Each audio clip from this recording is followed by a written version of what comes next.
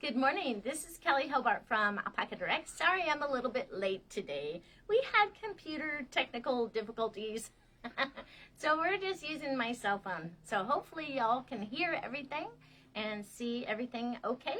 Today I'm going to be talking about socks, and I thought maybe I would talk about 3 different ways to do your toe for a toe-up sock. I thought that would be nice. And then next week I was thinking maybe I'll work on 3 different heels that you can do for toe-up socks so that you can have fun knitting socks like I do. I like the toe-up method because you can use every single bit of your yarn and you don't have any scraps left over, which is lovely. You can make that cuff nice and long because you know exactly that your foot is all done. You know how much yarn you can use because you can use it right to the end. And I also like doing mine 2 at a time in the round using the magic loop method. Of course, I love doing that. So every week we have a drawing. And this last week we had a drawing for some lovely Millie Calori. And this is Baby Merino, and it's by Lang Yarn Company. It's great yarn. And so this was the winning color. And then I thought for this week I would do some Zauberball Crazy. And I have this nice, really bright colorways. Or I thought this one on this gold one would be great for a Ukraine scarf. Don't you think that's cool, Jim? Mm-hmm. So you guys vote on it. You post comments in the comment section. Let me know which color you like, either the bright or Ukraine. And we can send this out to the lucky winner for next week. If you're not familiar with Zauberball Crazy, it's by Shoppa Wool. Cassell sends this to us. And let's see what it is. Let's see here. I know it's made in Germany, and it's like 437 yards or so. And it is wool. I don't think that we have any nylon in here. Oh no, it is. It has 25% nylon. So it does have some nylon. But it's perfect sock yarn. Either color. You can make socks or shawls, anything. Just because I call it sock yarn doesn't mean it's just for socks. It's for any kind of things. Scarves, whatever. So what are the colors they voted for? What are the colors? So we have this brights, or we have Ukraine. Okay. And I thought this has the blue and the gold color in it. And if you guys aren't familiar with the Ukraine flag, the blue is for the blue sky, and the gold is for the golden wheat, because they're one of the leading exporters of wheat, and their soil is very rich, and that's where the colors from the flag come from. So I wanted to take a look at 3 different toes, and the first one I was talking about is this one right here. If you look at it, it is a garter stitch toe. And how you get a garter stitch toe is you knit a regular, you increase 1 round and then knit 1 round, and increase 1 round and knit 1 round. Just a standard toe that we see on almost every sock. And the only thing different you do for a garter stitch is instead of doing that knit round, you do a purl round. Super easy. And what I love the garter stitch toe and heels for is when you're doing color work, because the color work creates a thicker sock, because it's kind of like double thick. And so it just makes sense that you would have, if you're doing color work where it's double thick, that you would have that double thick toe and a double thick heel, don't you think? Don't you think, Jim? Mm-hmm. Yeah. Yeah, and it kind of evens it out. Whereas if the toe and the heel in this pattern were done in stockinette stitch, it wouldn't be so robust and nice and fluffy looking as the garter stitch. It might wear out sooner too. Yeah, it just feels really good on your feet too. It feels about the same thickness rather than having a stockinette stitch toe and heel. And then I wanted to, this one right here is an example of where I did, they call it a rounded toe. So this was cast on 12 stitches, and then you would increase with no knit rounds in between for like 4 times. And then you slowly do the rest of the increases by doing like 1 increase round and then 2 knit rounds, and then 1 increase round and then 2 knit rounds, and then 1 increase round and then 3 knit rounds. and it makes your sock look like this. What it does is if this is the standard increases where you increase every other round, and you could see on these two yarns that one is more petite from either side. It goes up slowly, where this one gets wider faster. And so if you want a nice roomy toe for your socks, increasing, like 4 times in the beginning and then spreading out your increases with knit rounds creates that kind of a toe, a wider toe. What are they called again? This is just another way to knit. It's called rounded toe. Okay. Yeah. And so I also wanted to take 1 second, take a look at, sorry, my yarn is kind of tangled up here. But I want to take a look at something here. So when we're talking about doing our socks, I was talking to my friend Renee, and she works here at Alpaca Direct with us. And she said, I always have a hard time. She said she has a hard time doing her toes when she's doing TV or what have you, because she has a hard time of keeping track of her increases. And I told her, use stitch markers. And so I wanted to show you how I use stitch markers so that you can see what I'm talking about with Renee. So in the center, I have 10 stitches. And I know that for me to do a typical pair of socks, I need to have 56 stitches. So 28 stitches on the front and 28 stitches on the back, which equals a total of 56 stitches, which creates a sock on a number 2 needle that fits my foot like a glove. It fits my foot great. So I know that if I have 10 stitches in the center and I have 9 stitches on each side, 9 and 9 is 18 plus 10 is 28. Do you see how that is? So as I'm doing my increases, I'm going, it starts out with 2 stitches. It'll go 2 stitches, 2 stitches, 2 stitches, 2 stitches, and then 3 stitches, 3 stitches, 3 stitches, 3 stitches. So I can easily see if I've accidentally missed an increase. Because I was talking to Renee and she said, I will miss an increase, but I can't really tell where I missed the increase. So I end up having to take it out and start over. But if you set up your stitch markers this way, then you will never have to take your socks out. Number 1, when you're doing that toe, you will notice right away when you're doing your toes if you've missed increase, because you'll, for instance, have 3 stitches here and then 4 stitches on all the other ones. So you'll know, oops, I missed an increase right here. And so that's what makes it easy. So I wanted to show you on here, I've already started on, I cast on for the toe up sock, and then I placed the markers. And then now I'm ready to do the other half.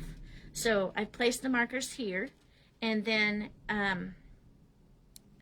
what I would do is I would take 2 more green ones if I have them, and put them on the other side, because I like to have a different color for the actual beginning of the round. So I don't have to think about, have I done a half round, have I done a whole round, or what have I done? Also, there's another thing that you want to think about when you're doing the magic loop method and you're going from this one half to the other half. There is what I call, you can create ladders when you're doing it. So I just wanted to show you real quick what I'm thinking in my mind so that I never have ladders in my work. And you can tell because all my projects that I've knit,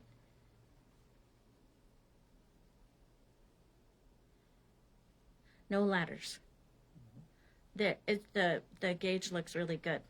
Okay, and so I want to show you my method. So maybe this might help some of you out there so that you could do the same thing and have the same success that I have. So on here, now I've done this one. That's my last stitch, and I know that because I have my working yarn right here, right? So now I'm going to start my increases on the other half of my stock. And what I do is I do knit front and backs when I do my increases, just because it's the easiest to do. So I would do a knit front and back and place a stitch marker. Then I would go ahead and knit to the other edge till 2 stitches before the end. And then when you get to this side, because I want my purl bump to be in the exact same spot, that's how you have to do it. And I'll show you what I'm talking about. So I'm 2 stitches before the edge, and I'm going to go do a knit. Don't take that off the needle. And then do the back, knit front and back, and then knit 1. So you see on here, when I've done mine, I have the purl bump 1 stitch before the edge, and here on this other side, again, 1 stitch before the edge. Okay? So then, when you're going to go from this go over to the next needle, always make sure that you hold on tight to that needle that you just knit with, because you can so easily pull your stitches off the needle. I don't know if any of you are new sock knitters and if you've done that before, but when I was a new sock knitter, I did it fairly often. I would accidentally pull the wrong needle, and I would pull the stitches right off, the needle right off the stitches, and that is not cool. So when I go from one half of my sock to the other half, all I tell myself is set that stitch back up against the cord. Okay? Don't yank on the working yarn, because what you'll do is you'll make a bump in your work where the gauge is actually tightened up, and it makes like a ripple in your work. And you do not want that. That's not cool. That you don't want to do that. So you just want to set that needle to the back where your cord is. Okay? So then I go ahead, and again, I am ready to change needles. Also, notice here on these cords, these are Chow-Goo needles. They make great sock needles, and let me show you why. Okay, so these cords, they lay pretty flat. Now let's look at this sock. These cords are Addy, I think they're the Addy lace, and the tip is okay. The tip is kind of more blunt than I would like to use. I prefer to have a tip that looks like this. These are carbons, and the tip is a little sharper so you can get under your stitches better. So when you're knitting socks, using a lace tip for your socks is a great idea, especially for newer sock knitters.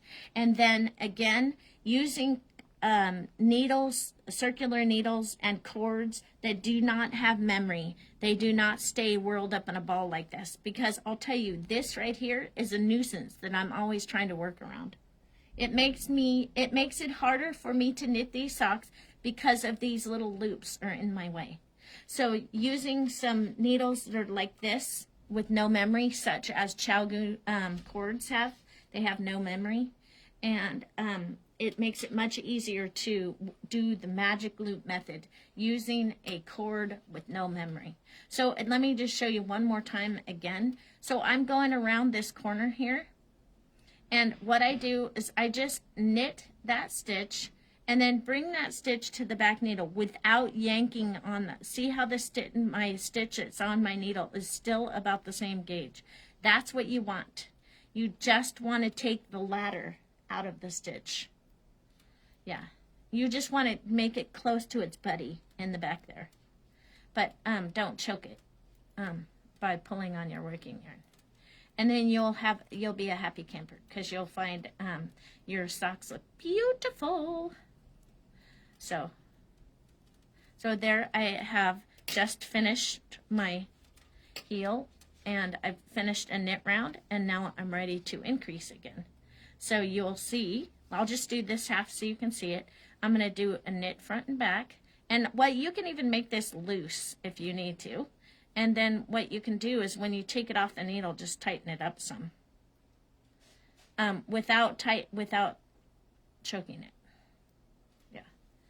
And then we'll go over to the other side over here. And knitting socks is super fun. I love the slipper type of socks. And so you can see I can watch TV, because each increase round goes from 2 to 3, 3, 3, 3. And then I know I'm at the beginning of the round because of the light colored stitch marker. Right, Jim? I do socks all the time while I'm watching TV. And this is how I do it. I'm not a rocket science. I can't remember it any better than you can, but I can actually count to 3. I can count to 3. I can go 3, 3, 3, 3, 4, 4, 4, 4, 5, 5, 5, 5, and I can be a happy camper. And I can easily identify the beginning of the round. So if I get too excited about my moving, I'm like, oh, orange stitch marker, time to do something different. So I thought maybe that would help you. So again, there's a ton of different kinds of sock toes that you can do for your socks. And if you're doing your color work, I love the garter stitch. If you want a wider toe and you want a little more room in that toe box area, you can use a rounded toe method. And that is just increasing without knitting for like 4 rounds.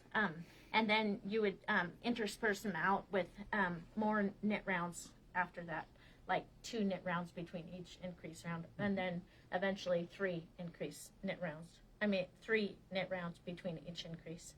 And it makes this. But if you're doing your socks 2 at a time, you can kind of, I just did mine out of the blue. You can kind of, it doesn't have to be perfect. You could start with 1 knit round in between, and then 2 knit rounds in between, and then 3 knit rounds. It's whatever you like. Because if you do your socks and you're doing them 2 at a time in the round, do whatever strikes your fancy. Because they're going to be exactly the same. And they're both going to fit nicely on your feet. You can see there's not a huge difference between these 2 toes. Other than this one has more room in the toe box area. But if you cast on, this was casting on 12 stitches. If you cast on 10 stitches, it wouldn't be as wide. You know, it's totally up to you, whatever you want to do. And I can guarantee you that when I finish my socks and I put them on, they're both going to feel comfortable. And I'm not going to remember which method I did. I just do whatever. Usually I just do the traditional increases, which are these right here. That's the traditional? Yeah.